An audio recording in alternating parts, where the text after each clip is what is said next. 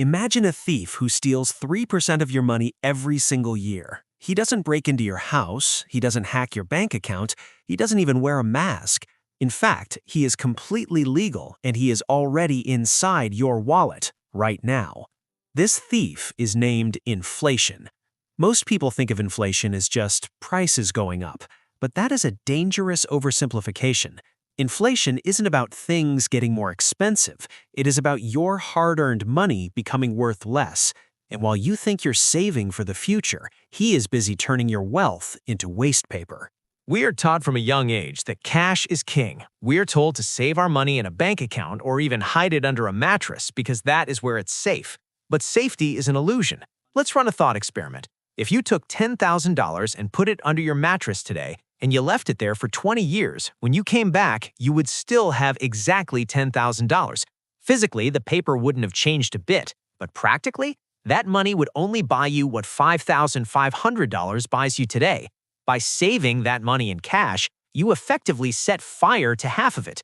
You didn't lose the dollar bills, you lost the purchasing power.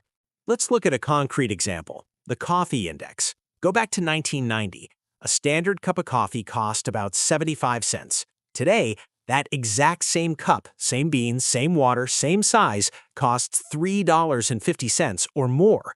Did the coffee become 4 times more valuable? Did the beans get 4 times better? No, the dollar became 4 times weaker. This is why your grandparents could buy a house for $30,000 on a single income, while today's generation struggles to afford a down payment on 2 incomes. The measuring stick we use for value, the dollar, is shrinking every single year. So how fast is this decay happening to your money? There is a simple mental math trick called the Rule of 72. It tells you exactly how long it takes for your money to lose half its value. You just take the number 72 and divide it by the inflation rate. If inflation is running at 3.5%, you divide 72 by 3.5. The answer is roughly 20 years. That means every 20 years, your cash loses 50% of its muscle. Think about that for retirement. If you retire at age 60 with $1 million in cash, you feel rich. But by the time you are 80, that nest egg only has the purchasing power of $500,000. You did the work, you saved the money, but the thief stole half the value while you were sleeping, and you can't get that time back. So how do you stop the bleeding? First, you have to realize that holding cash is like holding a melting ice cube. If you keep it in your pocket, it disappears.